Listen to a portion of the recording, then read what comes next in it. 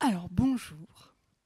Merci d'être venus aussi nombreux et surtout de divers horizons différents de l'Université Bourgogne-Europe. Euh, donc, c'est la deuxième conférence qui s'intitule Parlons parité. Elle a été co-organisée par tous les référents parité, égalité des composantes de l'UFR Sciences et Techniques de l'Université Bourgogne-Europe, que je remercie ici, qui sont cités. Certains ne sont pas cités, ils ont dit qu'ils n'avaient pas vraiment le rôle de référent.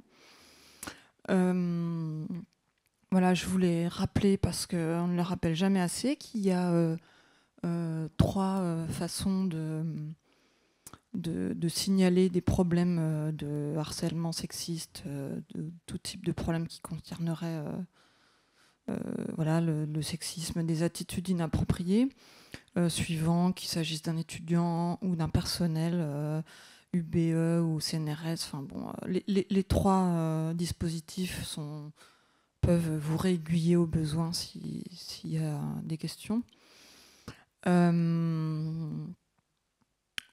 Voilà, en fait, la première conférence, il y a un mois, était portée un peu sur le côté, on va dire, individuel de quelles sont nos représentations par rapport à la place des hommes et des femmes dans tous les pans de la société, et notamment en sciences. Et là, Marielle Poussou-Pless va nous parler plutôt du côté collectif de ces représentations et de leurs conséquences. Voilà. Merci encore d'être là et bonne conférence. Bonjour à toutes et à tous. Un grand remerciement à toutes les composantes en fait, de l'UFR Sciences et Techniques qui soutiennent cette manifestation. Merci en particulier à Alice qui a été mon interlocutrice, et Alice qui parle de sa discipline, la chimie, comme je pourrais parler de la mienne, la sociologie. Alice, elle parle de la chimie comme une grande dame. C'est une conférence qui effectivement prend la suite de celle de Fabrice Gabarro en mai. Une conférence qui démontrait, à partir d'une série de travaux en psychologie expérimentale, que les filles n'étaient pas moins performantes que les garçons à toute une série de tests cognitifs, dont ceux liés à l'orientation spatiale ou à la représentation dans l'espace.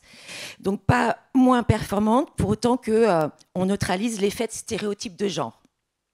C'est-à-dire que si on ne parasitait pas ces tests par des préambules qui tétanisent les filles, par des rappels, des convocations de leurs sentiments d'illégitimité, eh bien, leurs tests sont équivalents. En tout cas, c'est ce que j'ai retenu. Alors, dans le cadre de cette conférence Parlons parité 2, je vais reprendre ce thème de la performance. Alors, avec un tout autre cadrage que celui qui a été celui de Fabrice.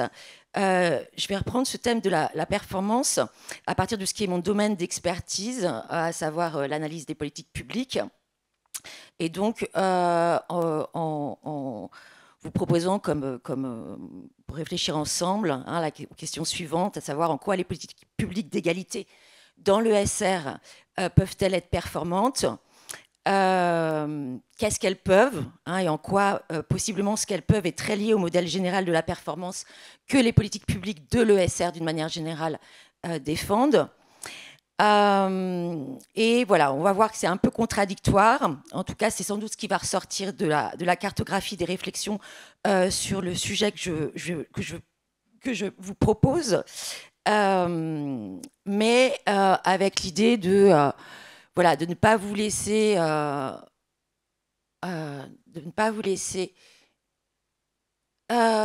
au seuil de l'été avec un goût amer, mais plutôt avec un appétit de faire des choses ensemble à la rentrée, et pourquoi pas avec une liste de lecture estivale au bord de la mer. Voilà, donc c'est pourquoi les 3 points qui sont les plus académiques de ma présentation sont encadrés par des considérations assez pragmatiques. Il y a effectivement un contexte de lancement d'une double conférence, de cette double conférence.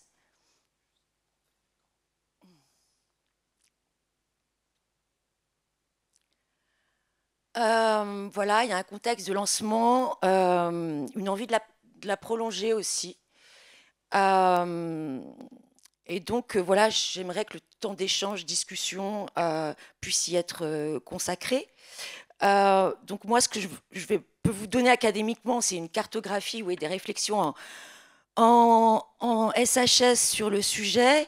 On va voir qu'effectivement, la parité, c'est une catégorie d'action publique qui a une histoire, qui est liée à tout un tas d'autres notions. Et l'hypothèse que je vais vous proposer, c'est que ces politiques d'égalité dans l'ESR, elles sont traversées par une tension entre une version, je dirais, dominante de la performance et une vision plus souterraine, plus mineure, avec l'idée que dans le premier cas, les filles, les femmes sont essentiellement vues comme un potentiel sous-exploité. Donc il faudrait qu'elles osent faire comme les hommes qui les ont précédées et ont défini la norme. Dans le second cas, la performance ne se définit pas, ne s'évalue pas par des ratios quantitatifs, mais elle interroge, au sens que les arts vivants, quelque part, donnent au terme de performance, elle interroge le sens même de la norme, de son caractère unique, potentiellement écrasant. Et donc, voilà, performer va consister à déjouer la norme en la jouant autrement.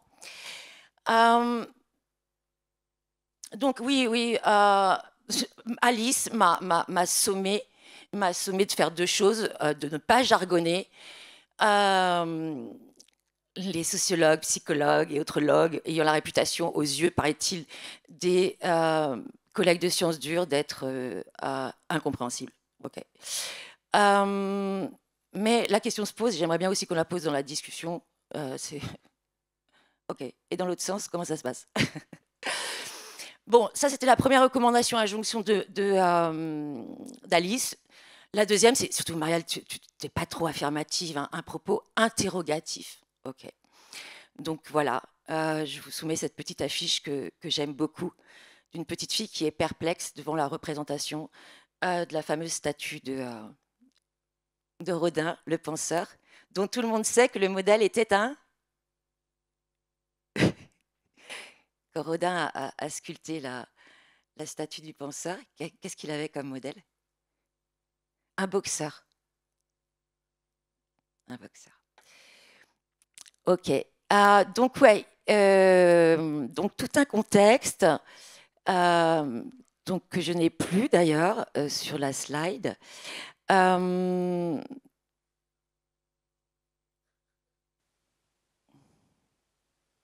c'est pas grave. Donc le contexte de lancement, c'est celui, Alice l'a rappelé, de la présence de aujourd'hui la multiplication en fait de collègues qui sont référents ou référentes dans le cadre de politiques obligatoires. Référent égalité, référent VSS, référent QVT, référent handicap.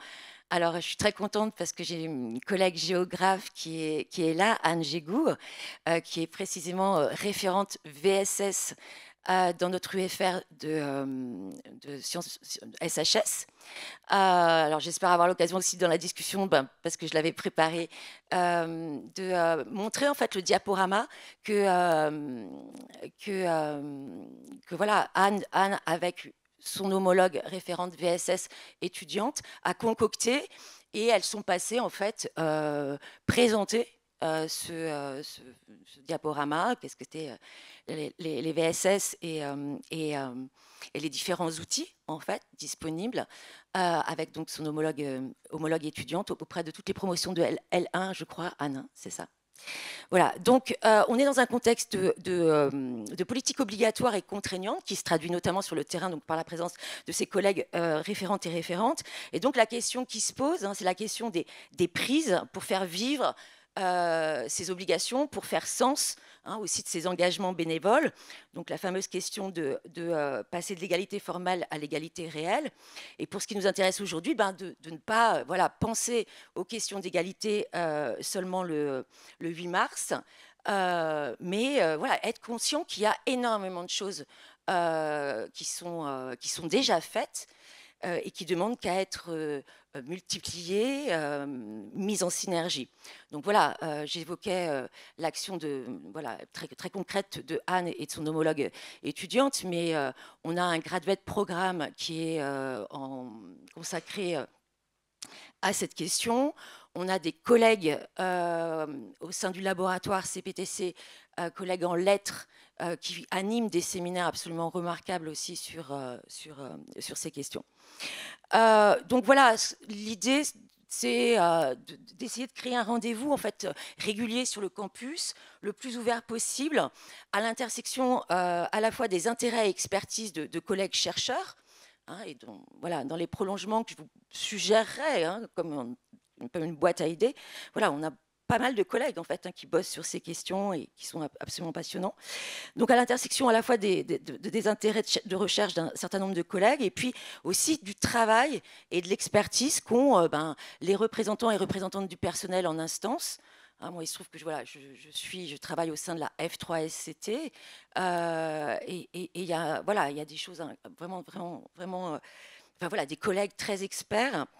Voilà, un horizon aussi soyons fous, de décloisonner sciences dures et sciences molles sur le campus. Et puis décloisonner aussi les catégories de personnel.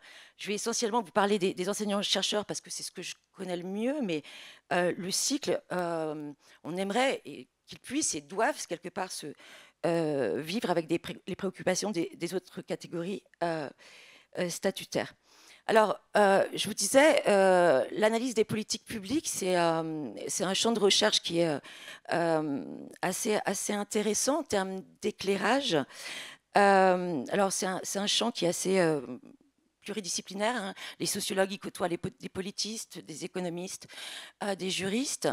Et c'est un champ, si vous voulez, la policy analysis, qui s'est structuré autour pas mal d'une approche séquentielle, hein, d'une politique publique, agenda setting, policy formulation, decision making, implementation, evaluation. Il y a plein de variantes de ce schéma en termes de séquence. Mais ce que je voulais vous dire, c'est que en fait, historiquement, c'est un champ qui s'est plutôt structuré autour de la phase d'implementation ou de mise en œuvre, autour d'un constat en fait d'échec des politiques publiques à atteindre leurs objectifs. Et donc, voilà, c'est un champ qui s'est structuré très fortement autour de cette question de l'échec et donc de la performance des politiques publiques. Alors, avec des écarts entre, je dirais, les objectifs des politiques publiques et leurs résultats, qui ont pu être analysés en termes voilà, d'ineffectivité, donc un défaut dans la mise en œuvre, en termes d'inefficacité, hein, un échec à atteindre ses buts, mais aussi en termes d'inefficience, hein, c'est-à-dire d'un coût qui serait très élevé par rapport aux bénéfices observés, donc une forme de disproportion entre l'investissement et dans un programme ou dans une politique publique et son impact. Donc voilà, mais dans le champ, on peut aussi trouver voilà, des analyses de l'échec de l'implementation en termes même je dirais, de critique du logiciel même qui animait le référentiel en fait des décideurs publics. Un cas d'école là-dessus.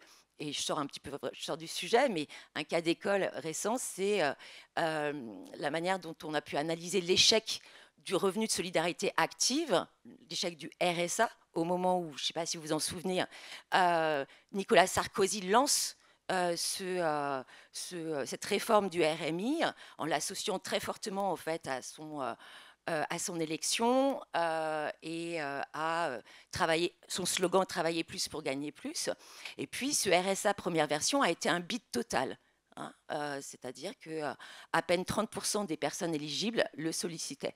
Et donc, voilà, des spécialistes en analyse de politique publique ont pu dire tout simplement, faire le diagnostic, que ce défaut de performance tenait pas tant à ces questions voilà, d'inefficience d'ineffectivité, mais tout simplement au fait que le référentiel même qui animait cette politique de réforme du minima social était fondé sur une vision du travail qui le résumait à l'idée que, à partir juste d'incitations financières, on arriverait à remettre les gens au travail, en mettant totalement de côté tout un tas d'autres considérations qui font que les gens, au-delà d'incitations financières, peuvent avoir des problèmes de garde d'enfants, des problèmes de santé, des problèmes de mobilité.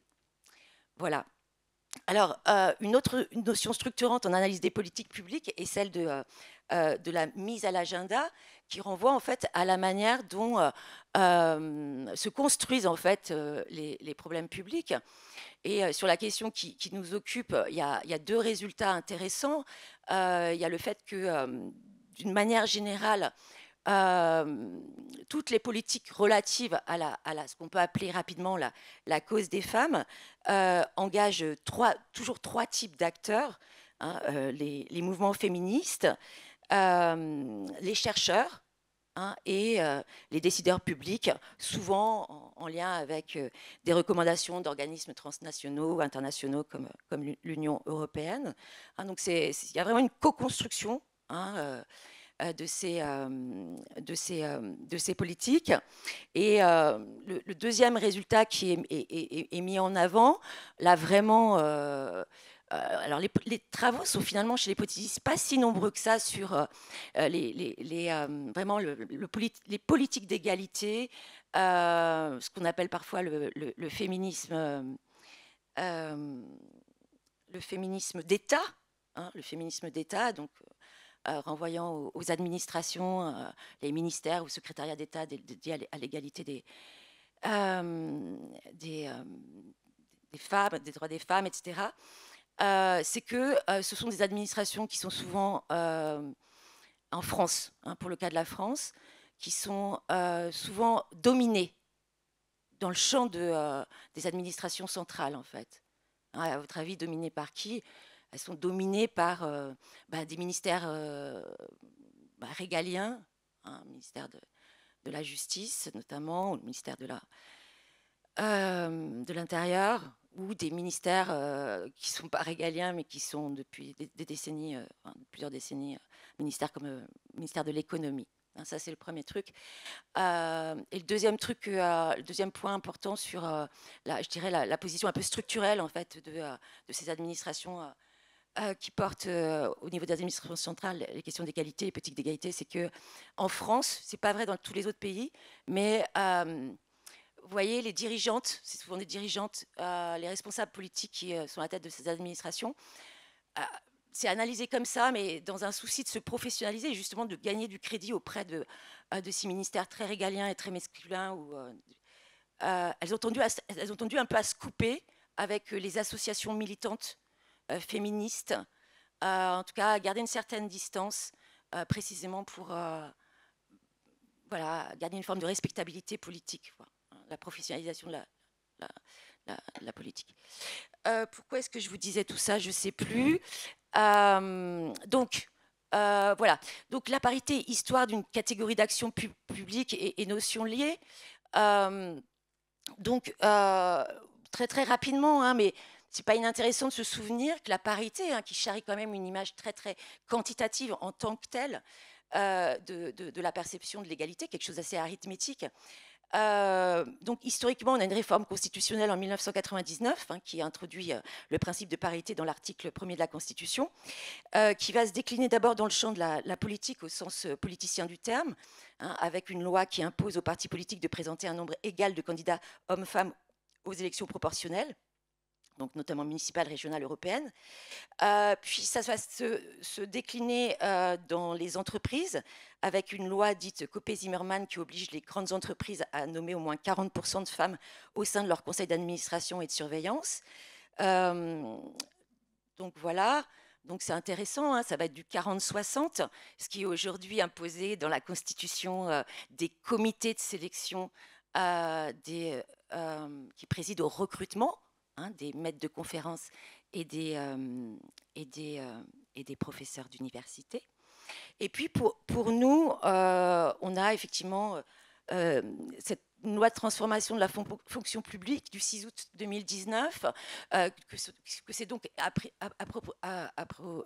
approprié le ministère de l'enseignement supérieur, de la recherche et de l'innovation, avec, voilà, en fait, c'est de là que vient une série d'obligations, hein, dont celle de décliner des plans d'égalité, avec tout un tas d'axes autour, voilà, des recrutements, de la promotion, de la qualité de vie au travail. Je les ai plus tous en tête, mais voilà, ces plans, alors ils se sont pris dans leur déclinaison a été compliquée par la crise de la Covid. Hein, donc nous, par exemple, dans le cas de l'Université de Bourgogne, notre premier plan, il date, on vient d'en faire le bilan, je ne vous dis pas de bêtises, puisque j'étais dans la... il va bientôt être mis en ligne, mais le premier plan d'action, il s'est décliné sur 2021-2023, donc en comité, en CSA, en F3SCT, on en a... Voilà, notre VP qui porte ce dossier, on a proposé un bilan, et puis on repart là, 2023-2025, pour un deuxième plan d'action. Mais ce qui est très important, bon, a priori, vous êtes des convaincus et si vous êtes là. Mais ce qui est très important, c'est que ces politiques d'égalité, elles sont obligatoires et voilà, elles sont obligatoires, opposables, et que voilà, elles sont vouées à s'inscrire dans la durée. Hein, elles sont vouées à s'inscrire dans la durée. Donc on ne peut pas faire sans, quoi. Hein, donc l'intérêt, c'est, me semble-t-il, c'est d'essayer de les faire vivre, de se les approprier, de leur donner du sens. Donc voilà. Alors à cette parité est associé tout un tas de notions. Je ne vous fais pas l'affront de vous demander si vous savez ce que c'est qu'un plafond de verre. Tout le monde le sait aujourd'hui. Paroi de verre, tout le monde le sait aujourd'hui. Non? Ouais, mais ouais, parce que, vous voyez, ça c'est du sens commun sociologique qui a un peu diffusé quand même dans le sens commun, mais pas tant que ça finalement. Hein. Donc la paroi de verre, hein, c'est le fait qu'il y a une espèce de seuil comme ça, plafond, hein, donc c'est une forme de ségrégation verticale. Les femmes plafonnent. Mon fils me racontait tout à l'heure en me disant, pour me motiver sur cette conférence, maman, tu sais, là j'ai une anecdote, tu pourras le raconter. Il paraît que sur la dernière nomination d'un président, d'un ministre de l'enseignement supérieur, je crois, ou de l'éducation, je ne sais plus, ont été sollicitées des femmes qui, pour la plupart d'entre elles, ont refusé en mettant en avant deux choses, qu'elles ne se sentaient pas légitimes, qu'elles ne se sentaient pas compétentes pour endosser un portefeuille ministériel, ou qu'elles ne voulaient pas, qu'elles étaient engagées dans des projets et qu'elles ne voulaient pas quitter leur équipe. Une espèce de fidélité, de loyauté à ce qu'elles étaient en train de faire. Les hommes ont tous accepté, paraît-il, tout de suite. Donc, bon, plafond, donc je n'accède pas aux postes les plus hauts. La paroi de verre, c'est autre chose. C'est une ségrégation qui, elle, était horizontale. Le fait que certaines filières sont surféminisées ou l'inverse. Donc, typiquement, dans nos métiers, dans nos disciplines, hein, psychologie, langue, lettres vont être super féminisées versus maths ou physique. Et puis, la falaise de verre, c'est vrai que c'est quelque chose qui est moins connu, mais qui est très drôle. On a employé cette expression à propos d'Elisabeth Borne ou de nos deux super nouvelles dirigeantes des principales organisations syndicales, à savoir Marie-Lise Léon pour la première centrale syndicale, à savoir la CFDT, et pour la seconde, la CGT, Sophie Binet. La falaise de verre, c'est une analyse qui consiste à dire qu'on nomme des femmes pour jouer le rôle de fusible. Histoire qu'elles se cassent la gueule, en fait. Enfin, pardon, ça vous sera coupé au montage. Trop de choses à penser dans cette conférence. C'est compris? Mais je trouve ça très, très intéressant, en fait. Parce qu'Elisabeth Borne, je pense qu'elle a vraiment joué, enfin, personnellement, je pense qu'elle a vraiment joué le rôle de fusible. Donc, les notions apparentées, c'est celle de féminisme. Alors, féminisme, on ose compliquer. Donc, le plus simple, c'est de vous dire des choses un peu factuelles. Puisque, comme je vous disais, toutes les politiques d'égalité, en fait, elles sont co-construites. Hein, les spécialistes de l'analyse des politiques publiques relatives à la cause des femmes l'ont bien montré. Hein, donc, il y a d'abord, je pense que voilà, on le sait tous et toutes plus ou moins consciemment, mais il y a une histoire de vague. Et c'est important d'avoir cette historicité parce que, voilà, dans la société civile, hein, on a des parents, des grands-parents, des enfants qui ont été socialisés à ces vagues. Et voilà, ça peut faire des choses. Donc, la première vague, bah, vous savez, c'est celle qui se joue à la fin du 19e siècle. À partir de la fin du XIXe siècle, et dont le principal fer de lance, la principale revendication, ça a été tout simplement l'accès des femmes aux droits civils et politiques. Donc voilà, on a tous et toutes en tête l'image de ces suffragettes britanniques, hein, qui ont pu lutter tout simplement pour le droit de vote. Ensuite, on a une seconde vague qui est très associée en fait à tous les mouvements sociaux des années 60 et qui, voilà, ont notamment, auquel est associé notamment ce slogan le privé ou l'intime ou le personnel est politique. Donc voilà, avec le mouvement de libération des femmes, le MLF, et qui ont porté voilà, des choses très fortes comme l'accès à la contraception, la libéralisation de l'avortement. Et puis aujourd'hui, on considère qu'on serait dans une troisième vague qui serait née à partir voilà, à partir des années 90, un renouveau du féminisme qui se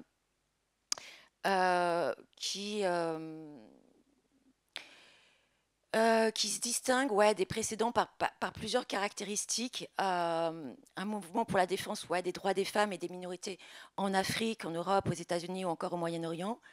La présence du mouvement LGBT, voilà, l'irruption de la question raciale, et ce qui est parfois, voilà, dans les travaux,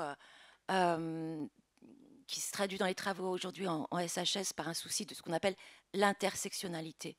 Hein, donc, c'est un peu voilà, un mouvement qui a considéré que les précédentes vagues avaient pu être portées précisément plutôt par des femmes blanches, plutôt des classes moyennes ou supérieures, et qui voilà, essaie de rapatrier d'autres formes de minorisation ou de secondarisation. Alors, sur les différents courants, je vais essayer d'être rapide, mais c'est vrai que c'est un peu compliqué de parler de féminisme. C'est parce que, effectivement, les sensibilités sont variées. Là, je vous ai fait un tout petit tableau, mais au moment des débats sur justement la loi sur la parité en politique, eh bien, on a eu des débats, en fait, des controverses assez fortes entre ces différents courants, avec, comment dirais-je, une sensibilité qui pouvait être assez réservée, voire hostile à l'idée de quotas, en fait, au nom d'une forme d'universalisme ou de républicanisme. Et puis, d'autres sensibilités qui voilà, dans le tableau, c'est l'institutionnalisme pragmatique, qui défendait l'idée que voilà, la parité, c'était un outil pour réformer les institutions depuis l'intérieur, mais voilà, avec l'idée que si elle restait limitée, enfin qu'elle resterait limitée si elle ne s'accompagnait pas d'une transformation aussi des normes de pouvoir. Donc voilà, vous avez un très bel article de Laure Bérény et Éléonore Lépinard sur ces débats en fait qui se rejouent en fait assez régulièrement entre les différentes sensibilités. Mais vous voyez, j'avais envie de faire une digression à ce moment-là sur un bouquin qui a défrayé la chronique et qui est assez révélateur à différents points de vue de cette sensibilité liée au pluralisme qui est assez révélateur de deux choses, à la fois d'une forme d'aujourd'hui d'épidermie par rapport au terme même de féminisme dans toute une partie de l'espace médiatique, ce qu'on appelle le backlash, espèce de mouvement de balancier lié au fait que voilà, une partie des médias, des journalistes se font l'écho d'un ras-le-bol après MeToo, après la médiatisation politico-judiciaire, enfin, voilà, politico-judiciaire de l'affaire Pellico, comme on observe ce même backlash sur l'écologie.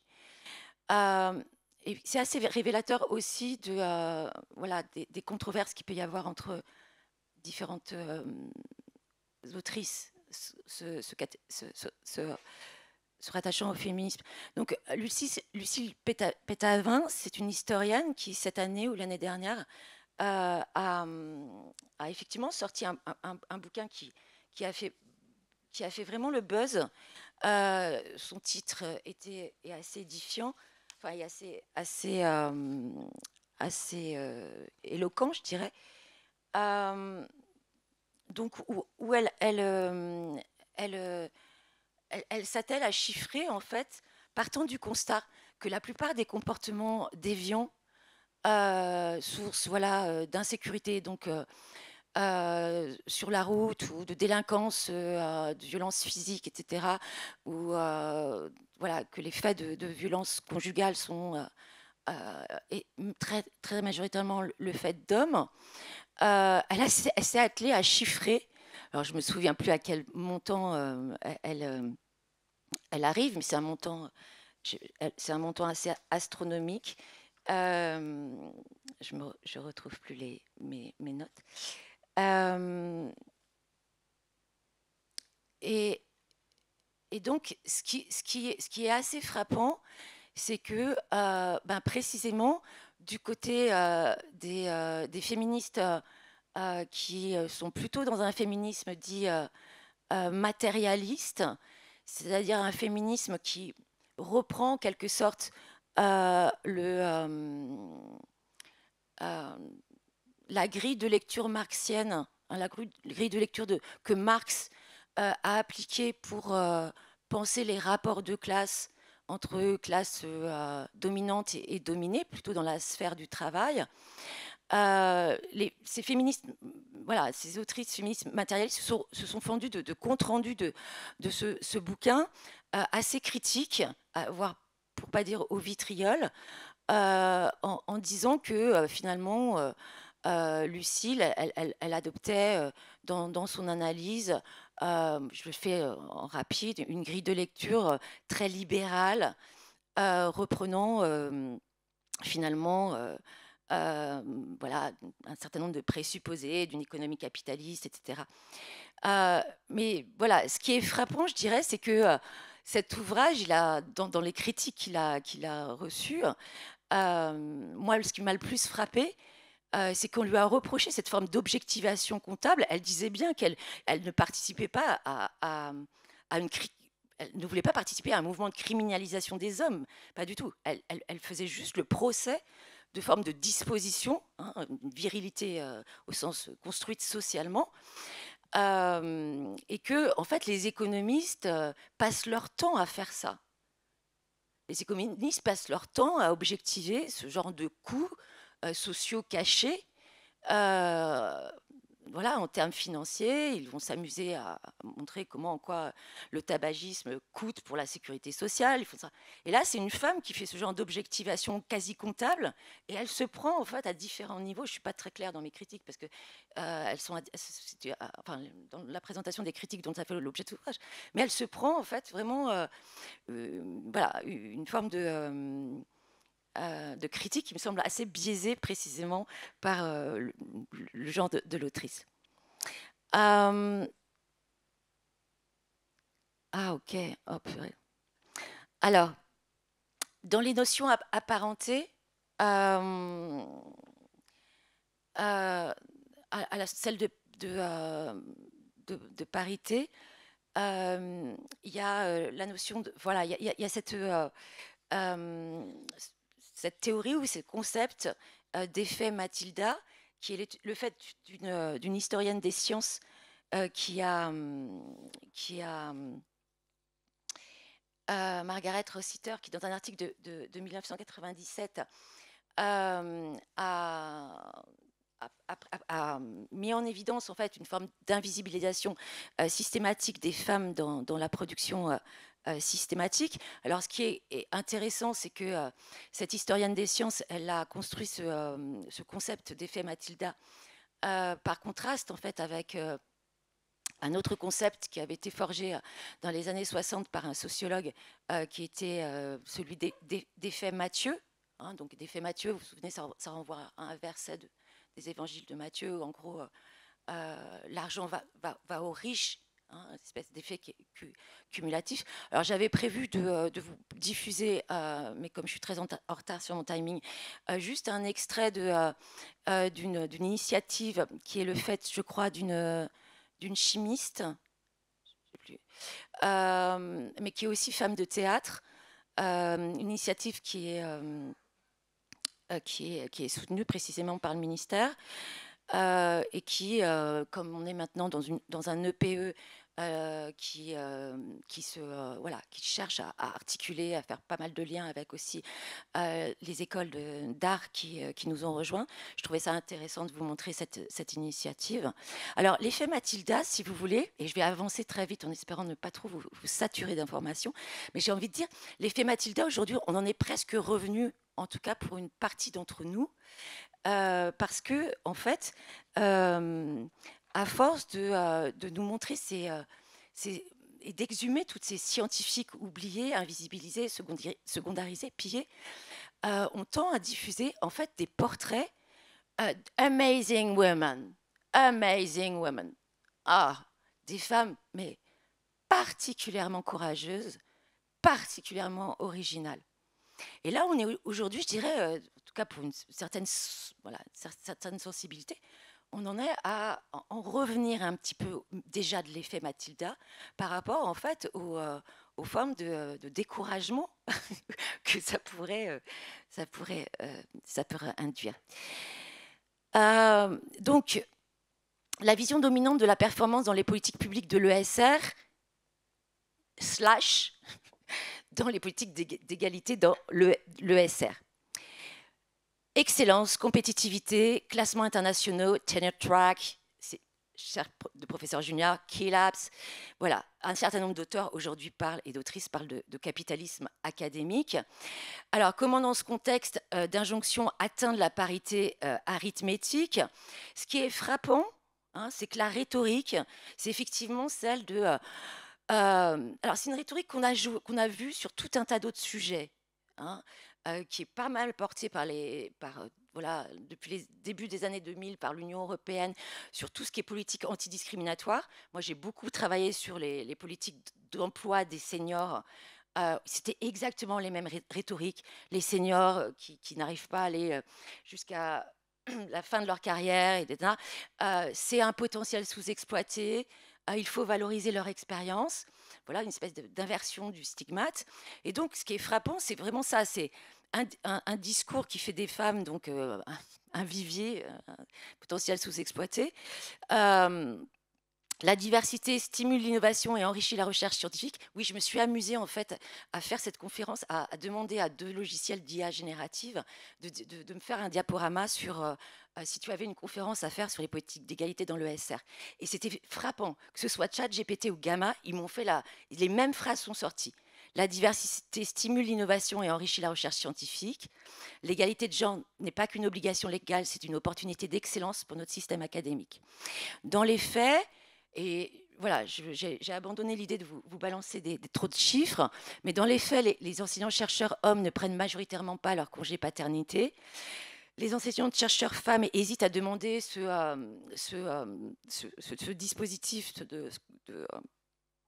congé pour recherche et conversion thématique de 6 mois après un congé maternité.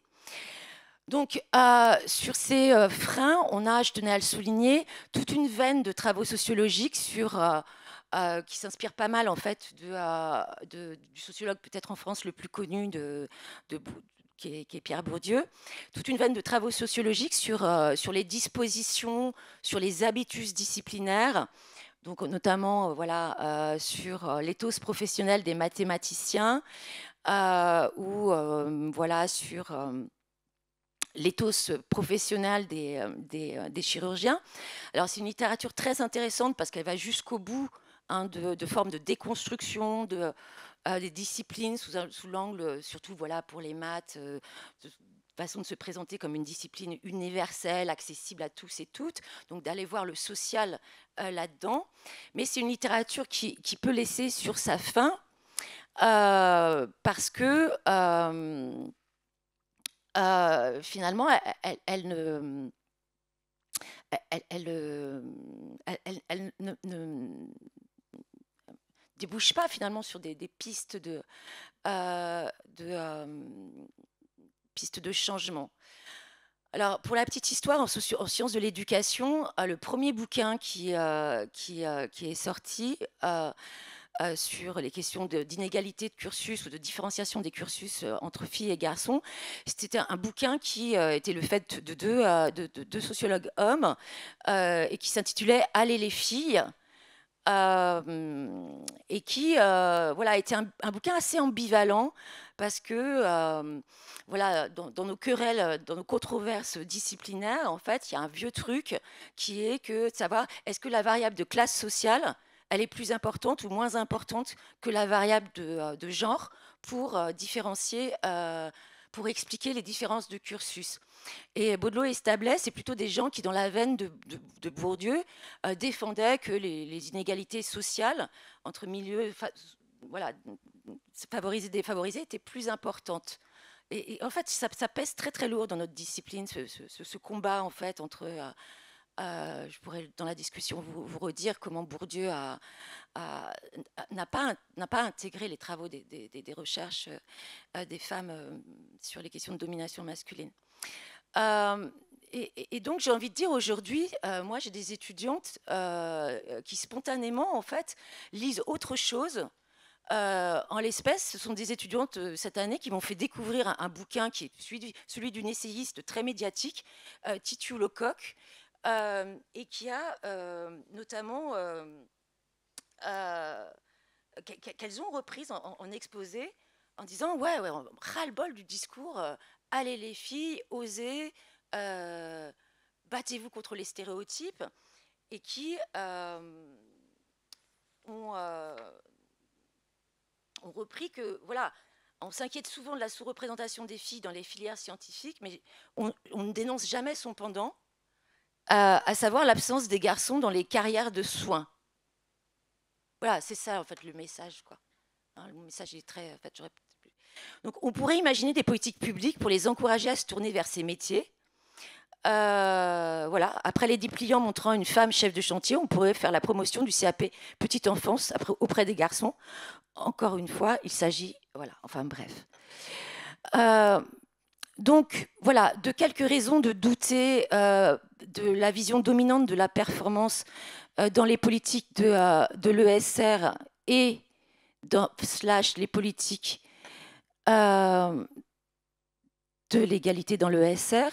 Alors, il y a des raisons empiriques, hein, je dirais, j'ai pris une publication parmi plein d'autres, mais c'est que on a pas mal de travaux aujourd'hui qui montrent que même quand les filles jouent le jeu, bah, ça suffit pas, quoi. Donc là, c'est une publication toute récente, fort intéressante, basée sur les travaux du CEREC, sur des enquêtes qui suivent les parcours professionnels à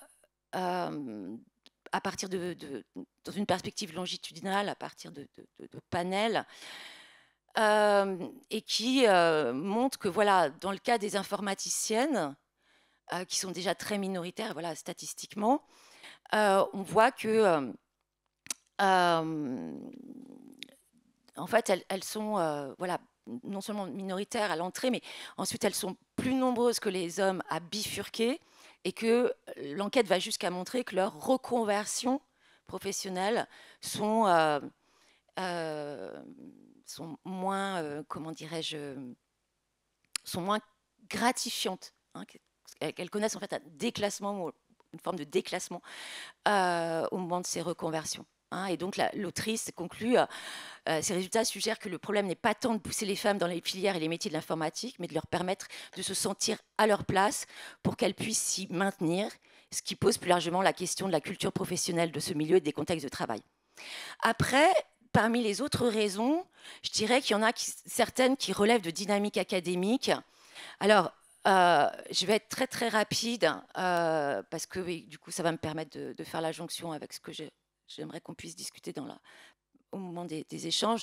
Je ne sais pas si vous avez vu passer cet article du Monde qui relayait en fait un article qui a fait pas mal de bruit dans la revue Quantitative Science Studies, un article qui s'appelait The Strain on Academic Publishing, et qui montre en fait que voilà, c'est une vraie critique de ce qu'on appelle la cantophrénie, cette espèce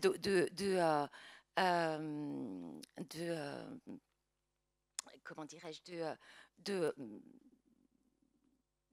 d'emballement, de folie à vouloir tout chiffrer, qui se traduit pour nous par le fait que, pour les enseignants-chercheurs, au fait qu'on est évalué par notre nombre de publications. Et donc, il y a ce constat assez frappant qu'en l'espace de simplement 5 ans, la quantité d'articles publiés a grossi de près de 50%. Je ne rentre pas dans le détail de l'analyse, mais je vous invite à le lire. C'est vraiment extrêmement instructif. Hein, sur toutes ces plateformes éditoriales, Elsevier, etc., leur modèle économique, et franchement, ça donne vraiment de la consistance à cette notion de capitalisme académique auquel, de fait, on participe par les modes de rémunération, le business model de ces plateformes. Et puis, tout simplement parce que ça pose, les auteurs de cet article posent vraiment des questions aussi sur la qualité de ces articles. Donc, c'est vraiment super intéressant. Une autre dynamique académique, c'est celle que, effectivement, alors, je ne vais pas détailler, mais voilà, il y a vraiment aujourd'hui des récits alternatifs de la science et de son histoire qui dépassent le simple fait de repérer des effets Matilda, mais qui vont jusqu'à, voilà, aussi à s'intéresser aux petites mains de la science. Et puis, voilà, le point le plus dur et le plus difficile à présenter pour moi, parce que je ne suis pas spécialiste non plus totalement, mais on a un féminisme épistémologique qui gagne du terrain. Ce féminisme épistémologique sur lequel j'aimerais vraiment qu'on puisse inviter une de nos spécialistes locales, une philosophe qui s'appelle Lucie Fabry. Tu es d'accord, Pierre, hein? Parce que c'est compliqué pour moi de vous l'expliquer. Mais en gros, il est le fait de tout un tas de figures influentes et inspirantes et qui précisément sont inclassables. Hein, qui sont inclassables. Je vous ai mis des titres, mais historiquement, ça vient très clairement de celle qui... Voilà, de Donna Haraway. Je ne sais pas si certains d'entre vous en ont entendu parler, mais il faut vous intéresser à Donna Haraway. Moi, à chaque fois que je me dis comment les sciences sociales sont en train de diffuser, je regarde ce que nous piquent les sciences de gestion, de management RH, parce qu'en général, les sciences de gestion nous pillent théoriquement. Et j'ai vu qu'il y avait un premier manuel sur Donna Haraway en sciences de management, voilà, dans les sciences de gestion, donc je me dis que ça y est, c'est fait. Mais Donna Haraway, c'est quelqu'un qui notamment s'est fait connaître pour des travaux au tout début. Donc elle est biologiste de formation, historienne des sciences, sur les sciences naturelles des primates, où en fait elle a montré comment un certain nombre de chercheuses avaient pu remettre en cause des phénomènes tels que la dominance chez les primatologues qui étaient établis, enfin remettre un certain nombre de questions. Et en fait, ces chercheuses, elles avaient travaillé différemment de la manière dont les primatologues pouvaient travailler jusque-là. Elles avaient travaillé différemment, notamment, je résume, hein, en s'intéressant vraiment aux singes, en fait. En ayant une forme de rapport de proximité avec les singes, en se mettant à l'école des singes. Et ça, si vous voulez, à partir de là, tout ce courant, en fait, ces figures qui se retrouvent à l'intersection de à la fois les science and technological studies, les études en sciences et techniques, et les gender studies, les études de genre, elles ont développé, en fait, toute une façon de penser, de faire science, en fait, différemment. Sans revendiquer forcément qu'elle le faisait en tant que femme, parce que c'est toujours à double tranchant de dire qu'on fait les choses en tant que femme, parce que précisément, du coup, les standards académiques, toujours prégnants, vont contribuer à voilà, nous étiqueter comme féministes au sens militant et donc pas neutre. Je présente très très mal. Mais Pierre est là et il m'aidera à exprimer ça de manière beaucoup plus claire avec sa pédagogie habituelle. Donc voilà, je suis prête à vous envoyer toutes les références, si vous voulez. Et donc voilà, pourquoi et comment faire la synthèse. Faire la synthèse, parce qu'en fait, ça ne s'est pas vu dans ma présentation, mais j'ai suivi un plan de dissertation, thèse, antithèse, synthèse. Donc voilà, je suis au moment de faire la synthèse. Au moment de faire la synthèse. Pourquoi faire la synthèse? Parce qu'on n'a pas le choix de faire avec les indicateurs quantitatifs et la politique officielle de la performance qui marque quand même le référentiel des politiques d'égalité. Et l'idée, en fait, hein, c'est de s'approprier ces idées, pour s'approprier ces outils, pour que la performance devienne aussi une capacité institutionnelle à produire des effets de réflexivité. Et dans cette perspective, et je te promets, je termine là-dessus, Alice. Donc je pense que voilà des pistes concrètes, et ça se fait déjà. Hein. Je pense que c'est très important qu'on soit un certain nombre, une masse critique, à investir les outils du plan d'action 2025-2028 de l'UBE. Et en particulier, voilà, la question des indicateurs. On a une enquête qui est menée. Voilà, est-ce qu'elle nous satisfait? Est-ce qu'on a l'impression que quand on répond au questionnaire, les questions font sens? Hein. Alors, l'odonymie, pour moi, c'est un truc qui me tient vraiment à cœur. Ceux et celles qui me connaissent savent que je suis un peu polarisée de manière obsessionnelle sur la question des noms des espaces publics, des salles, des amphis. Alors, parce que je sévis dans un bâtiment qui s'appelle Droit-Lettres, où il n'y a que deux salles. Deux salles, ouais, qui portent le nom de femme. Et personne ne le sait d'ailleurs. Mais en fait, vous savez pourquoi? Là, cette année, pourquoi? Parce que je suis, en tant que sociologue, persuadée qu'on ne peut pas toujours penser aux politiques d'égalité, à la question d'égalité. C'est très compliqué. On ne peut pas y penser que le 8 mars, encore une fois. Et donc, l'environnement, il doit nous aider. Il doit nous aider de manière insidieuse. Il doit contribuer à notre socialisation. Si les jeunes femmes, nos étudiantes, évoluent dans un environnement, y compris matériel, qui ne leur rappelle pas de manière anodine que cet environnement, il est aussi pour elles, c'est problématique. Je pense que c'est problématique.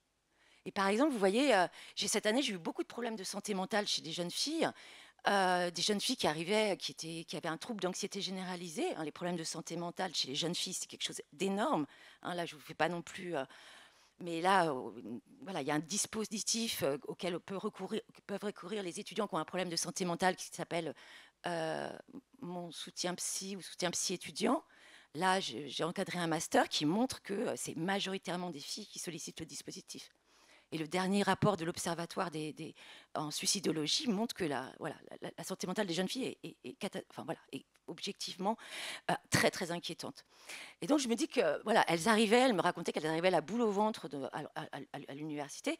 Je ne dis pas que s'il y avait des noms d'amphi, de salles qui portaient des noms de femmes, elles le seraient moins.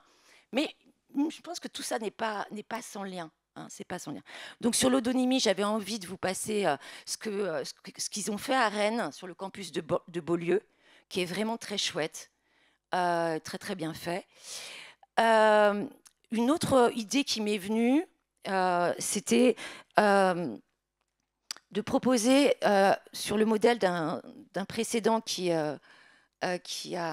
m'a beaucoup inspiré, que j'ai trouvé très bien et dont j'ai oublié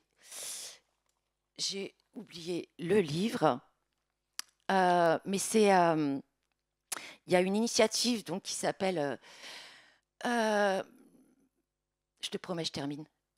Mais ça, c'est très très intéressant.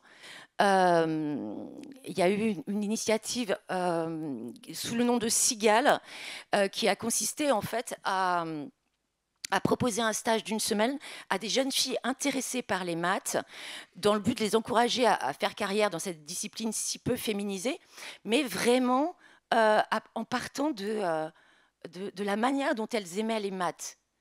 Hein, donc sans leur balancer des figures de mathématiciennes voilà, de mathématiciennes célèbres. Et voilà, il y a un bouquin qui est très très voilà, qui en est sorti, qui a été le fait d'une sociologue et puis de matheuses, enfin une matheuse, une mathématicienne et une spécialiste en filière de la médiation scientifique.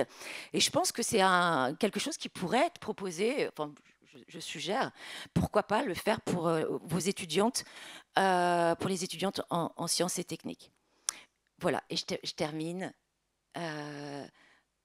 avec, vraiment, je t'assure, avec un teasing. Un teasing.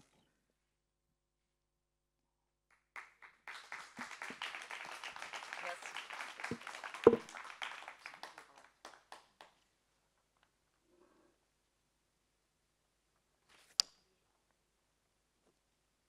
Alors.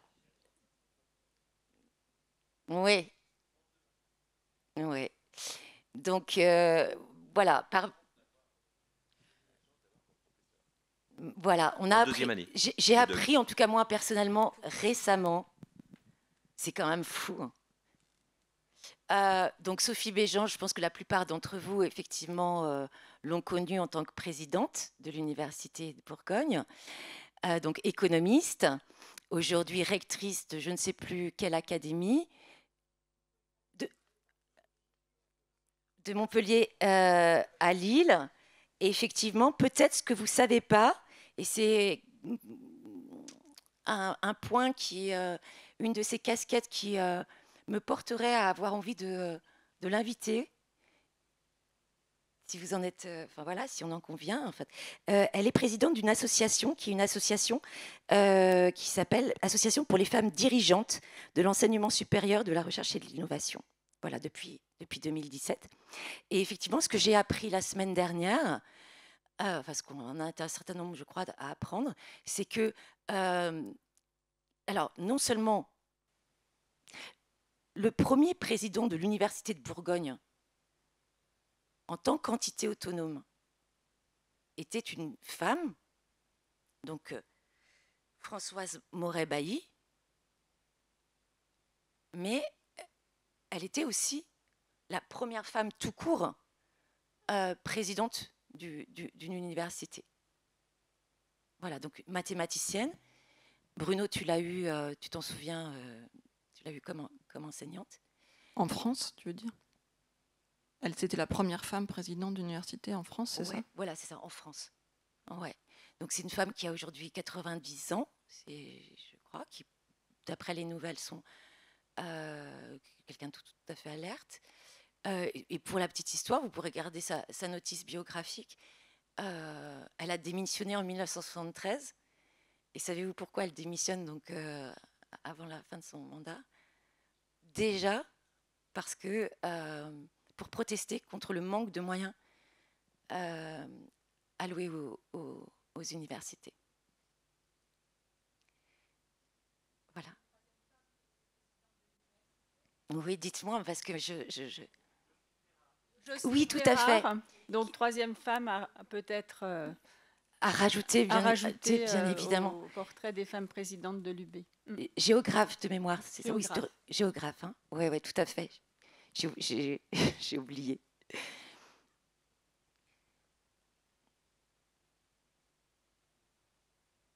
Est-ce qu'il y a des questions?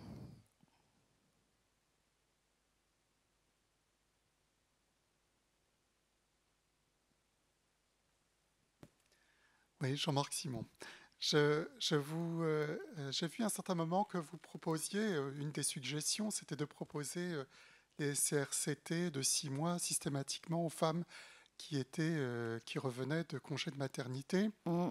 Et alors justement, je faisais partie du CNU 31e section, qui est chimie physique, et on avait eu l'occasion, enfin chaque année, on a l'occasion de discuter et de classer des différents dossiers pour justement les CRCT. En fait, on a j'imagine que c'est la même chose. Les CRCT, ce sont les congés de reconversion thématique qui permettent justement à des enseignants-chercheurs, par exemple quand on leur accorde 6 mois, de réduire de moitié leur enseignement, leur nombre d'heures enseignées sur l'année. Typiquement, on doit 192 heures. Donc les CRCT permettent de réduire à la moitié, 96 heures d'enseignement. Ce qui permet du coup de libérer du temps, soit pour faire de la recherche, soit pour créer des collaborations, etc. Et en fait, une année, on avait décidé, parce que c'était aussi la décision plus ou moins du ministère qui voulait mettre ça en avant, de donner systématiquement, enfin en priorité, les CRCT aux femmes justement qui revenaient de congé de maternité. Alors, donc, on avait donné que des CRCT à des femmes qui revenaient de congé de maternité. Premièrement, on avait 5 ou 4 CRCT à donner, et il y avait plus de femmes qui revenaient de congé de maternité. Secondo, il y avait des femmes qui revenaient de congé de maternité, oui, il y en avait d'autres qui revenaient aussi, alors je parle toujours des femmes, qui avaient subi des cancers, qui avaient été en dehors de... Donc, voilà, on les a mis de côté, on ne leur a pas donné de congé de reconversion. Ce congé-là, c'est aussi pour favoriser des échanges scientifiques avec l'extérieur. Donc, quelque part, il y avait des gens qui proposaient des choses tout à fait intéressantes, hommes ou femmes d'ailleurs, pour créer des liens, des dynamiques avec des universités, souvent des universités étrangères. Donc, on ne les a pas prises en compte, etc. Donc, quelque part, on sait que la moitié des CRCT sont donnés dans le cadre du CNU, c'est-à-dire à niveau national. L'autre moitié est donnée au niveau local. Je pense que d'abord, c'est une action qui devrait être faite au niveau local. Et la question qu'on pourrait se poser, c'est est-ce que c'est dans le cas de CRCT que ça doit être fait, mais au contraire, est-ce que ce n'est pas quelque chose qui devrait être plus ou moins statutaire et qui devrait sortir du cadre des CRCT, parce qu'on a très peu, et en fait, ça pose la question de savoir qu'est-ce que c'est qu'un CRCT si on le donne uniquement à des femmes qui rentrent de maternité. Je pense que ça perd énormément de son intérêt, mais en général, mais pas certainement de l'intérêt de donner ces CRCT à ces femmes-là quand même.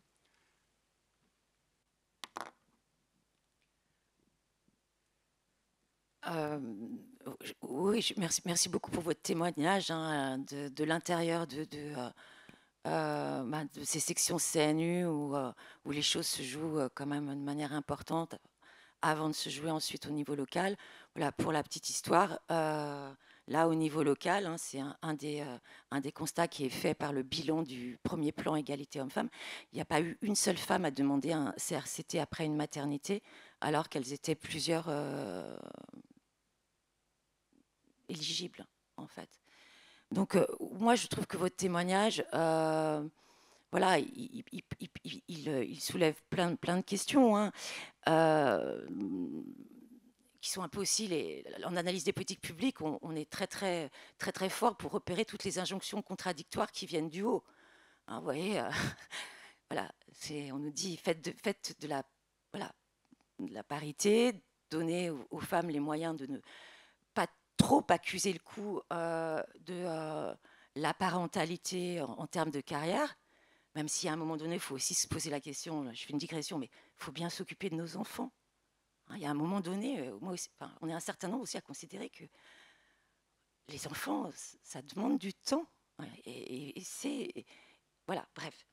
Mais donc moi, je trouve que votre témoignage, il incite à ce que les sections CNU fassent remonter ces contradictions, ces injonctions paradoxales auxquelles on est soumis, et puis à plaider pour que je ne suis pas du style à faire l'argent magique, hein, du tout, mais que si effectivement les politiques d'égalité sont une priorité, eh bien on les finance, hein, et que le nombre de CRCT soit, comme vous le suggérez, ça devient quelque chose de... pour les femmes qui reviennent d'un congé maternité, ça devient quelque chose de statutaire, et puis qu'on garde les CRCT pour les autres objectifs que vous rappeliez et sur lesquels il ne faut pas effectivement exercer un effet d'évitement, parce que tout ça ensuite, effectivement, ça nous conduit autour de ressources rares à nourrir des rancœurs. Il y a une autre question ici. En fait, je voulais juste rebondir sur ce point. Je crois que ça a déjà bougé en fait. Au niveau national, maintenant, il y a 200 à 300 semestres de CRCT, je crois, qui sont réservés justement pour les retours de maternité et qui sont plus discutés parmi les CRCT CNU attribués pour d'autres raisons. Voilà. Ça date de cette année, non? C'est nouveau, je crois, de cette année ou l'année dernière, et Ouais. je crois que pour l'instant, il n'y a pas assez de gens qui demandent. Mais voilà. Moi, j'avais une petite question J'ai assisté à plusieurs journées. Alors, il n'y a pas que le 8 mars hein, pour les femmes. Il y a la journée des VSS, des violences sexistes et sexuelles, le 25 novembre. Et il y a une journée où a été discuté le point de factuellement, il y a moins de femmes proportionnellement qui passent leur HDR, donc leur habilitation à diriger des recherches à l'Université de Bourgogne et dans toutes les universités. Comment on pourrait faire pour faire augmenter ce pourcentage? Et parmi les solutions proposées, il y a par exemple pour aider les femmes, en fait, des baisses de nombre d'heures d'enseignement ou des choses comme ça. Et ça fait hurler un certain nombre de collègues hommes qui disent « mais non, on ne va pas faire de discrimination positive, c'est dégueulasse pour les hommes ». Moi, j'aimerais bien savoir, est-ce qu'il y a d'autres solutions envisagées et qu'est-ce que toi, tu peux en penser relativement objectivement?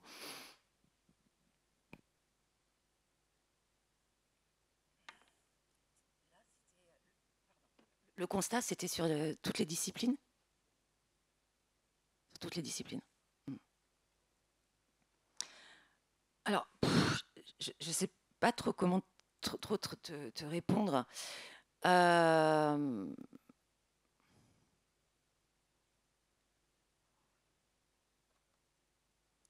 vais parler de mon cas. Moi, objectivement, je suis en retard de carrière par rapport à l'HDR. Je vais faire un témoignage personnel. Ouais.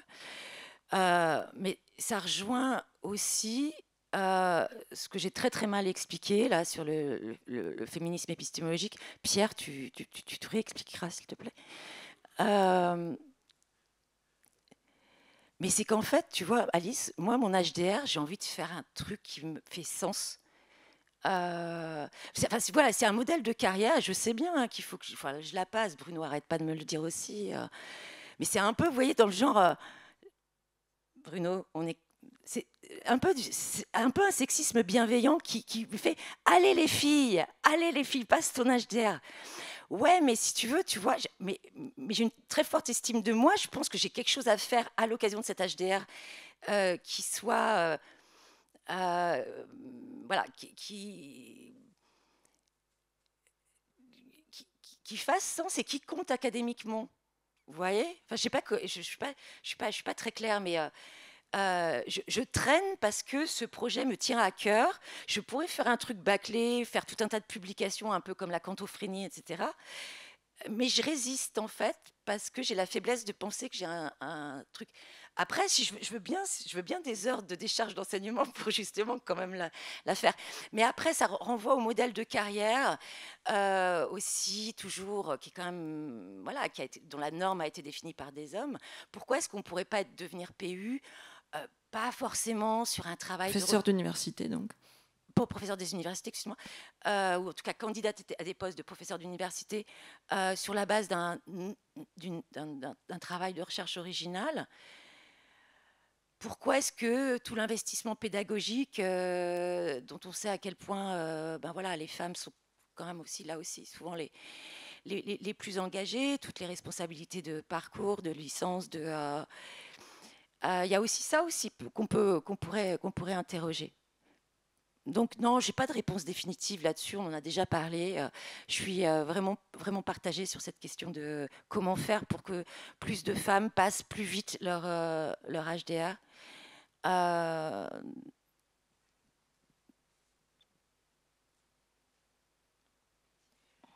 Oui, je voulais faire une petite intervention. Bon, ceux qui ne me connaissent pas, je suis Marie-Ange Ritaud, je suis la directrice du numérique à l'Université de Bourgogne. Souvent d'ailleurs quand je me présente dans des réunions techniques, je suis toujours obligée de dire que j'ai un diplôme d'ingénieur et que c'est le même que les hommes. Bon, je vais vous passer toutes les anecdotes parce que sinon j'en ai pour 2 heures. Moi, la question que je voudrais vous poser, c'est la suivante. Dans les années 80, je fais partie de cette génération-là, on était à peu près entre 20 et 25% de femmes dans le numérique. Aujourd'hui, quand je vais à Paris, les directrices informatiques, on est 3 ou 4 parmi toutes les universités. Les taux aujourd'hui en France, les pourcentages, c'est 15%. À l'Université de Bourgogne Europe, aujourd'hui, on est 4% de femmes. J'ai 3 informaticiennes dans mon équipe et on est à peu près une 60aine. Et dans les correspondants informatiques de proximité, c'est-à-dire ceux qui sont dans les composantes, il y a une fille. Donc on est 4%. Chacun a son dada. Moi, le mien, c'est d'aller partout, de dire c'est un super métier, c'est passionnant, c'est évolutif, vous avez plein de possibilités de carrière, j'en suis la preuve. Vous pouvez faire du télétravail, c'est propre, on n'a pas d'agression. Alors, je les vois toutes partir dans les métiers infirmières, qui sont quand même des métiers extrêmement difficiles, et pas venir dans nos métiers. Alors, je ne vous parle pas du réseau, il n'y a aucune fille qui s'imagine que le réseau aujourd'hui, c'est de passer des câbles, ce n'est pas du tout ça. Donc, aidez-moi, dites-moi qu'est-ce que je peux dire, exprimer, faire pour pouvoir recruter plus de femmes et donner des chances dans ces métiers qui sont des métiers d'avenir. En plus, avec l'arrivée de l'intelligence artificielle, il faut absolument qu'il y ait des femmes. Sinon, les résultats de l'IA sont complètement biaisés. Et je ne vais pas vous donner plein d'exemples. Hein. Amusez-vous avec l'IA, vous allez voir ce qu'elle vous répond par moment. Voilà. Ben, déjà, je suis enchantée de faire votre connaissance, parce que la DINUM, ben, maintenant, elle sera incarnée pour moi. Je suis très très contente et je ne savais pas que la situation était aussi déséquilibrée pour vous. Alors, j'ai bien évidemment pas de recette magique hein, pour faire orienter les étudiantes, les lycéennes vers les métiers de l'informatique. Je vais donc un peu botter en touche en faisant une suggestion parce que c'est une des préoccupations que j'ai hein, dans le cadre de cette conférence que j'ai vraiment pensé, vous l'aurez compris, comme une rencontre. Connaissez-vous Aurélie Jean? Alors, Aurélie Jean, vous pourrez regarder, c'est une de nos icônes de la French Tech. Donc, je ne sais plus, elle est diplômée de, je crois que c'est une centralienne, elle a fait le MIT, et c'est un peu une star de l'IA, de l'intelligence artificielle.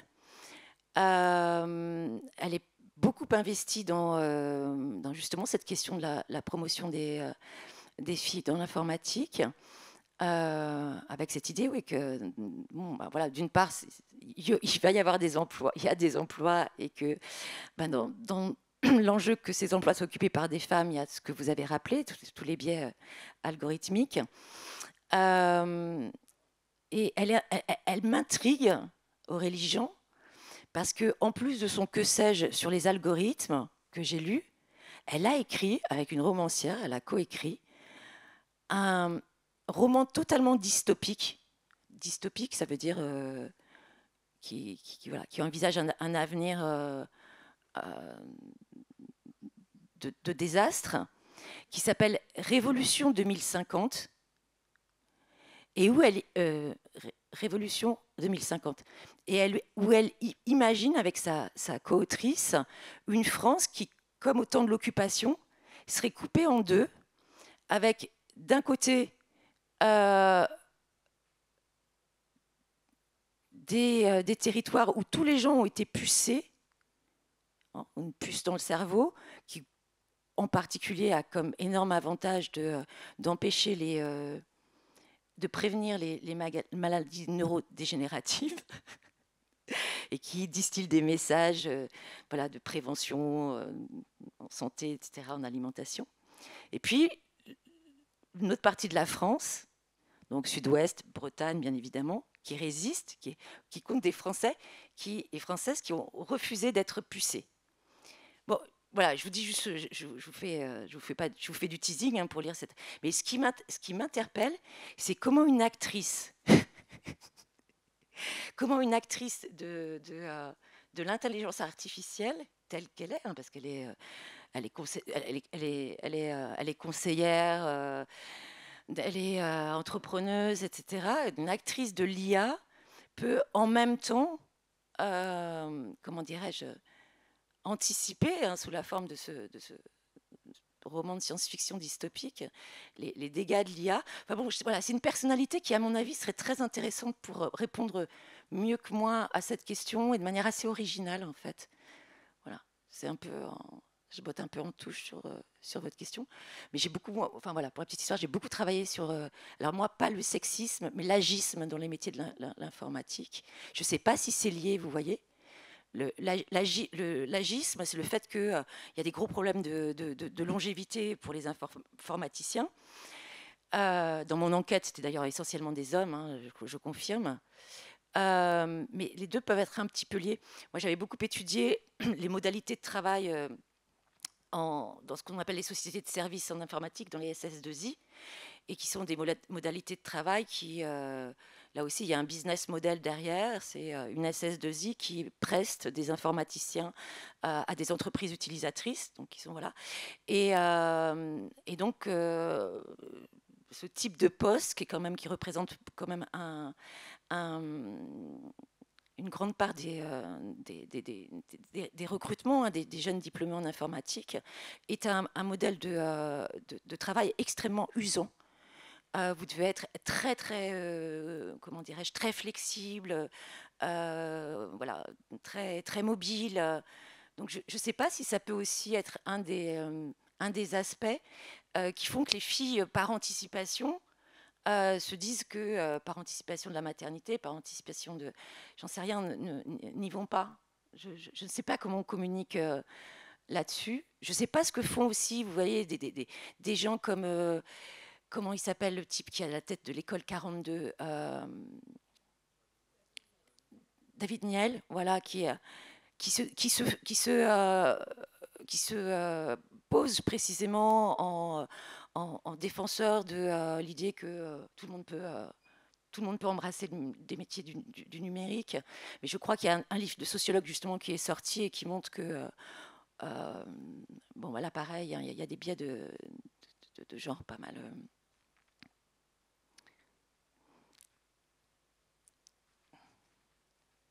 Ah, le fameux Pierre va prendre la parole. Vous vous présentez, parce que moi, je ne vous connais pas. Bonjour, oui, moi je suis Pierre Ancet, professeur de philosophie. C'est pour ça que Marielle, qui est dans le même labo que moi, a souvent fait allusion à ce que je propose. Alors, personnellement, j'ai travaillé en philosophie du handicap notamment. Et ça m'a permis d'envisager la masculinité dont on a beaucoup parlé sous des modes différents, parce que c'est une forme de masculinité que l'on envisage dans le féminisme, qu'on appelle une masculinité hégémonique, celle qui s'impose, une façon très viriliste de montrer sa supériorité ou sa domination. Mais on pourrait penser des masculinités qui ne soient pas, par exemple, une parodie de ce que pourrait être la virilité, comme c'est trop souvent le cas. Des auteurs comme Judith Butler, par exemple, nous disent la masculinité standard, c'est une parodie, en fait. Et quand on dit quelqu'un qui est queer, quelqu'un qui est homo, va être un peu dans la parodie, mais en fait, oui, c'est une façon de parodier ce qui est déjà en fait une parodie au départ. Et ça, il faut en avoir conscience quand on est un homme, parce qu'il y a des masculinités possibles. Il ne s'agit pas forcément d'agir comme les femmes, mais d'agir selon des masculinités qui seraient moins ridiculement standards que ce qu'on a l'habitude de connaître. C'est plutôt ça. Et alors, comment fait-on au sein de notre université? Parce que c'était quand même la question aussi. Qu'est-ce qu'on propose? Et alors, moi, j'ai une proposition pour les étudiants, si tu veux bien. Ceux qui relayeraient, notamment en sciences humaines, toutes ces idées, toutes ces notions, pourquoi est-ce qu'on ne l'inclurait pas aussi dans l'engagement citoyen étudiant? Pourquoi ça ne serait pas des équivalences d'UE dans nos disciplines où, justement, sans doute, nos étudiants, étudiantes ont beaucoup à apporter? Ça, c'est quelque chose de très simple à faire. Et puis, ça ferait peut-être évoluer les mentalités, parce que, comme je le viens de le dire, les mentalités masculines aussi sont fondées sur beaucoup d'implicites, de choses que nous ne repérons pas. Merci infiniment, Pierre, pour ton soutien. Et j'étais sûre que tu allais me permettre de compléter, d'aller plus loin dans mon propos. Alors, la première chose, c'est que Pierre, c'est un spécialiste internationalement connu, non, mais très sur le handicap, qui fait partie en fait des questions qui ont fait l'objet de ce qu'on appelle les studies, c'est-à-dire des champs de recherche qui sont transdisciplinaires, comme les gender studies, etc. Sur effectivement les masculinités au pluriel, bien évidemment. Alors, tu parlais des queers, j'ai pas voulu trop parce que c'est des choses qui font peur précisément aux hommes, que entre nous, entre copines, on appelle les hommes pas déconstruits. Mais le queer, en fait, toute ma notion alternative de performance, elle vient de cette autrice Judith Butler, qui effectivement appréhende les questions de genre en termes vraiment de performance au sens des arts vivants. Et en fait, le mouvement queer, c'est un mouvement qui s'attache, y compris dans ce qui nous permet, dans les dimensions qui font qu'on est identifié d'emblée en tant qu'homme ou femme, etc., de jeter du trouble in the gender, trouble dans le genre, comme par exemple, vous l'avez tous, je pense que vous la connaissez tous et toutes, cette artiste, chanteuse Christine and the Queen, mais maintenant qui se fait appeler Chris. Elle était au JO, elle a fait une performance au JO. Donc, moi, concrètement, la première proposition, c'est ce que je dis à mes étudiants sociaux, mes étudiants garçons qui sont assez minoritaires, ou à mes collègues dans des séminaires. Je fais toujours cette blague qui me fait toujours rire moi, mais pas tout le monde, qui est, mais vous avez vu les filles,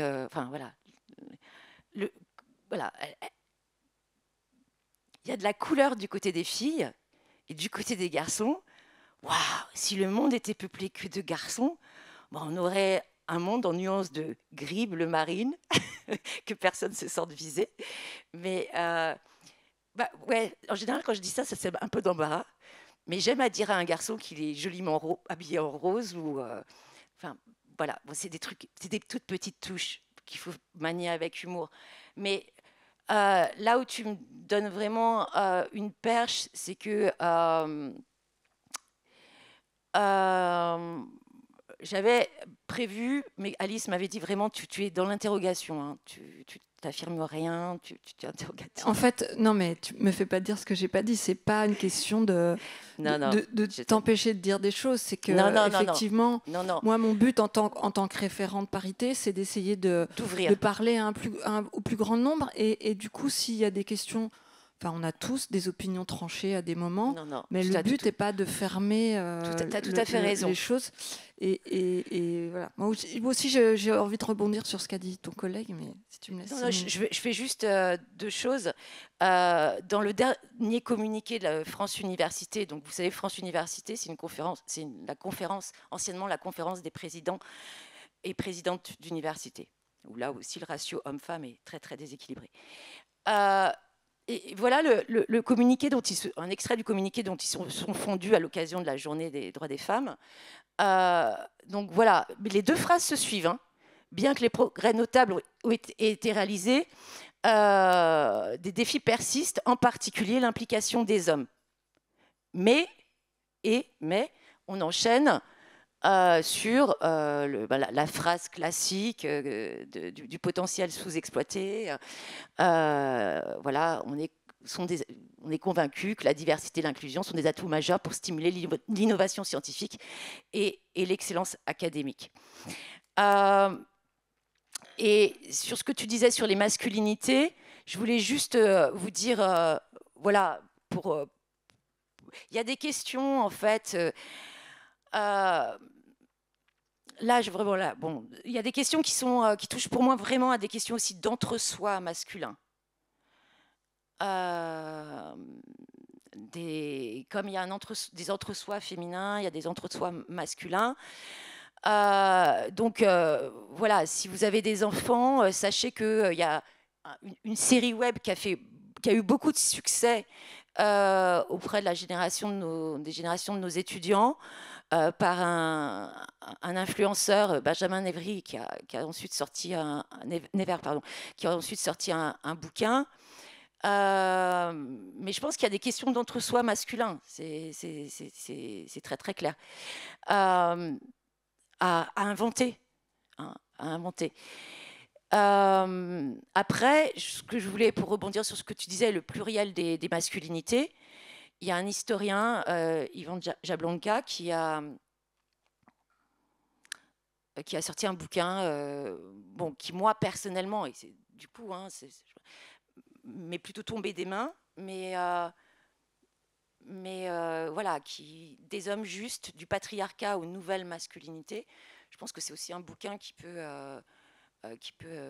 accompagner. Moi, si je peux me permettre, en fait, ce qui a fait sens pour moi dans ce que vous avez dit, quand il y a eu justement le procès des viols de Mazan, moi, dans mon équipe, j'essayais d'en parler et tous mes collègues hommes disaient oh, mais moi, je suis pas comme ça, moi, je suis pas comme ça. De toute façon, c'est une bande de tarés, hein, voilà, qui ont fait ça. C'est voilà.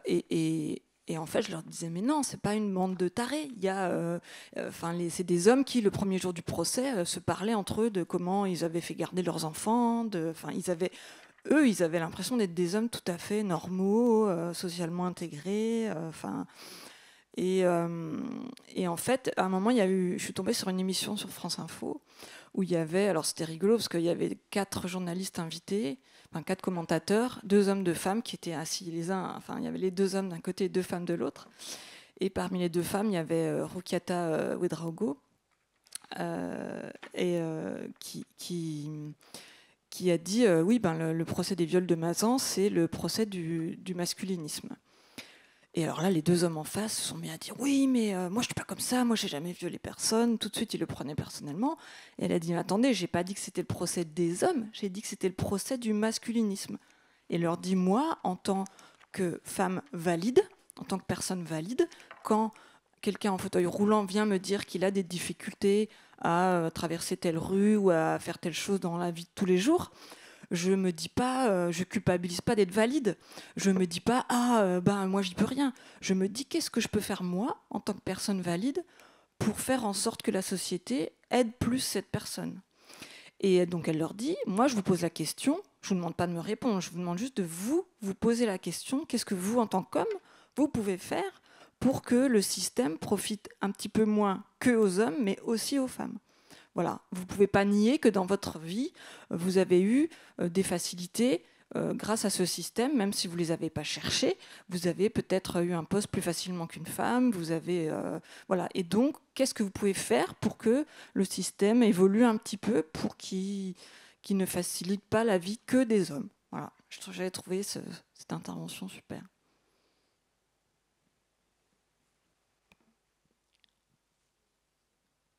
Mais je pense qu'un truc qu'on pourrait travailler dans les prochaines séances, c'est ça, quoi. C'est peut-être essayer, par rapport au contexte un peu bizarre dans lequel on est, hein, voilà, qu'on a l'habitude d'appeler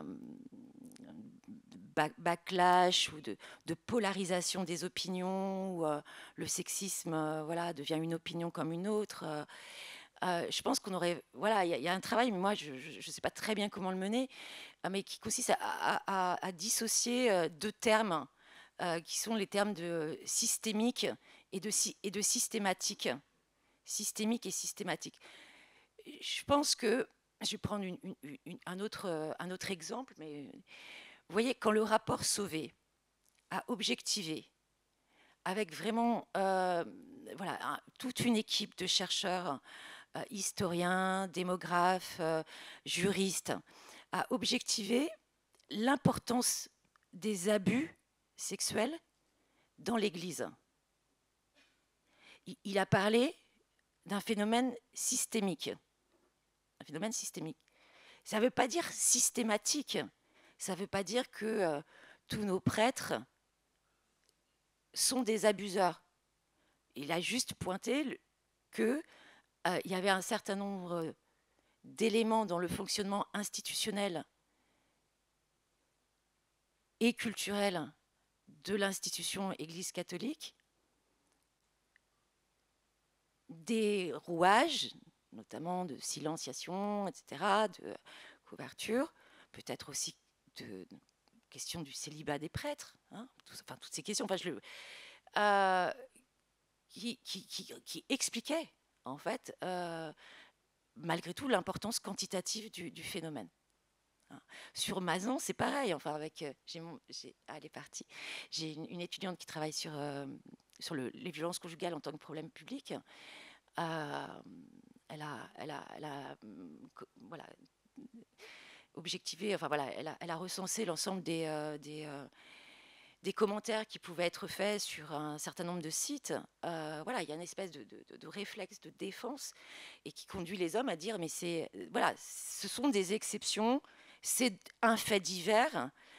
Mais comme tu le rappelais, Alice, quand on voit en fait les profils de ces hommes, alors voilà, il y a eu pas mal d'articles de publiés là-dessus, hein, mais en fait c'est des profils d'hommes parfaits, mais d'hommes parfaits au sens où ils vont jusqu'à se présenter comme des hommes vulnérables, donc des hommes qui sont voilà, Dominique Pellicot, enfin voilà, et plein d'autres, mais bon voilà, c'est un truc qu'il faut affronter. J'ai pas du tout voulu l'affronter dans cette, vous voyez, j'avais réservé vraiment ça à d'éventuelles questions sur aujourd'hui ce qui est posé comme une forme de, voilà, de résistance de l'homme blanc et sous-entendu hétérosexuel. Alors, le meilleur article que j'ai, entre guillemets, que j'ai trouvé là-dessus, c'est celui d'une experte, précisément consultante en diversité, etc., une certaine Lili Zhang, qui a écrit, non pas trop façons, mais 3 façons de faire comprendre aux hommes blancs que les efforts en faveur de la diversité reposent sur eux. Mais voilà, c'est un énorme chantier devant nous parce que voilà, quand on n'a pas été, quand on s'est jamais pensé comme comme une identité marquée, c'est comme ça que comme le fameux neutre masculin, on a beaucoup de mal à se mettre à la place de personnes qui elles ont des identités marquées. C'est ça qu'elle raconte.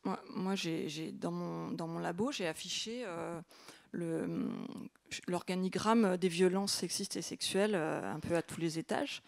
Et en fait, j'ai un collègue qui arrêtait pas de dire « Oh, mais on va plus pouvoir faire de blagues, c'est inadmissible, on va être culpabilisé pour tout ce qu'on dit, moi je vais plus ouvrir la bouche. » Et puis, en fait, ils en ont beaucoup parlé au café. Et il y a une collègue qui maintenant est partie en retraite, qui lui a dit « Ah, mais tu sais, moi, ça fait 20 ans que je me fais embêter tous les matins par le même collègue qui me fait des remarques sexistes. » Et en fait, ça faisait 20 ans, lui, ça faisait 20 ans qu'il travaillait avec elle, qu'il n'avait pas du tout conscience qu'elle vivait ça. Elle n'en parlait pas parce que nous, les femmes, si on disait tout ce qu'on subit, on en parlerait pendant 2 heures tous les jours. Et en fait, il est venu vers moi après, il m'a dit « Ah, j'ai pris conscience qu'en fait, comme j'étais pas quelqu'un de cette minorité, en fait, je vois pas ce que vous vivez. Je vois pas parce que moi, j'ai jamais subi ça, et du coup, c'est invisibilisé pour moi. » Et il m'a remercié en fait de ça. J'ai trouvé ça super. Voilà, c'est vrai que. Oui, je ne sais plus s'il m'a dit minorité, mais en tout cas, il m'a dit qu'il ne faisait pas partie de. Voilà, il était un homme, il n'était pas une femme. Un peu là-dessus, sur les trucs de procès de Mazan, ce genre de choses où on voit que l'homme, avec un petit H, comme ça, ok, commet souvent des VSS, des viols ou des agressions sexistes et sexuelles.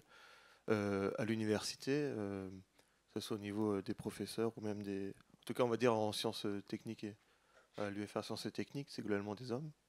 Et à quel point ça fait que c'est un milieu qui n'est pas safe non plus pour les femmes, et du coup ça les empêche d'avancer parce qu'elles se disent est-ce que j'ai vraiment envie de faire une thèse dans un milieu où je vais subir des violences sexistes et sexuelles en permanence, et à quel point ça joue aussi aux femmes de ne pas se sentir à leur place aussi dans ce genre de choses.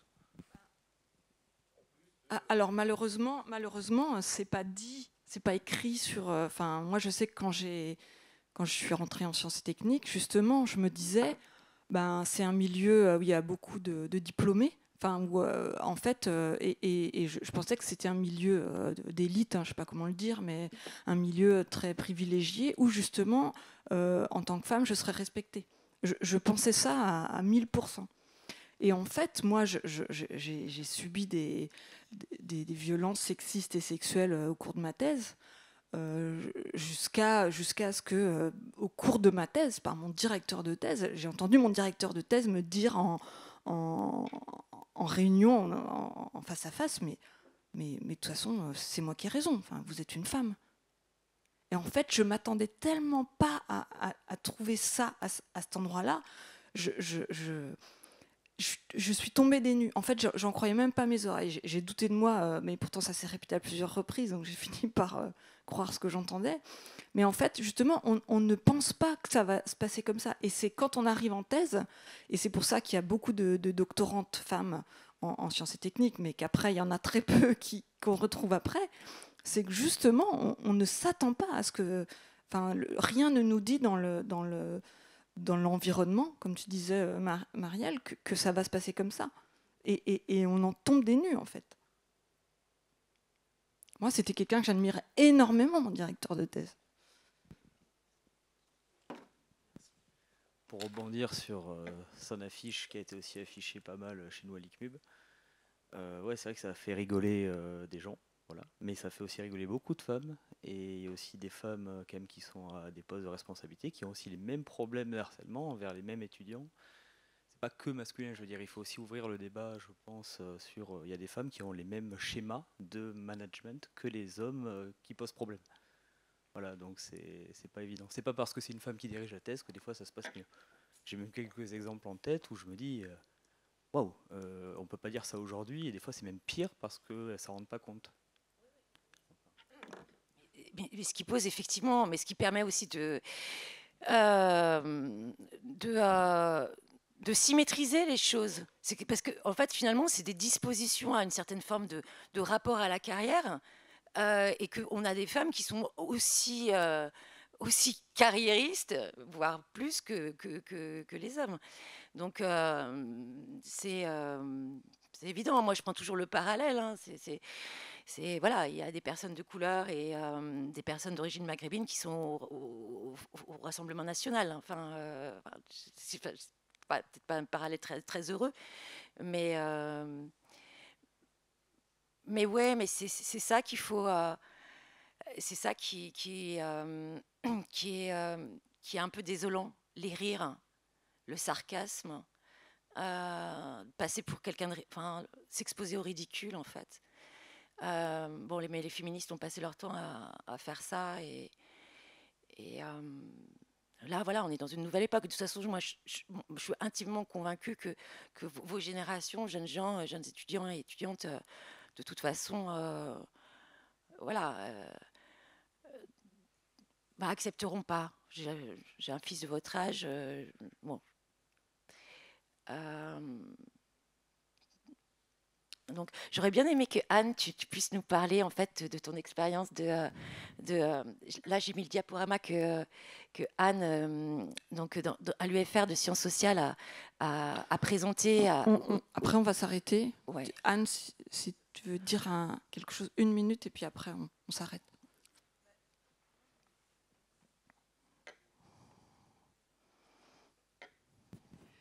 Oui, bonjour. Je ne savais pas du tout que ce diaporama allait être projeté ici. C'est un petit peu particulier le dispositif qu'on a mis en place à l'UFR Sciences humaines et sociales. Il est en lien évidemment avec celui de l'UBE. Donc voilà, c'est une présentation très courte qu'on fait dans les amphis, effectivement, avec Sarah Merle, qui est la référente étudiante. Ça, c'est un nouveau dispositif depuis la rentrée donc 2024. C'est ça, les référents étudiants. Donc il y a un emboîtement, en fait, je dirais, de dispositifs au sein de l'UBE. Et je pense que c'est plutôt une bonne chose parce que ça fait autant de portes auxquelles on peut frapper, ou autant de portes qui sont grandes ouvertes plutôt. Après, voilà, j'ai l'impression que c'est bien reçu par les étudiants quand je fais la présentation en amphi. J'ai peu de sollicitations. Enfin voilà, je reçois peu de mails.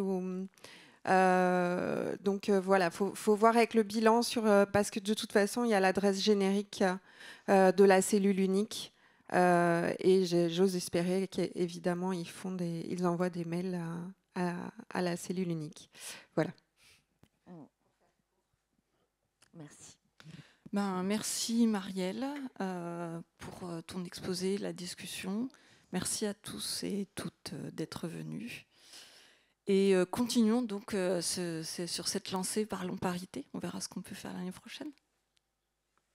Merci. Merci à vous tous et toutes.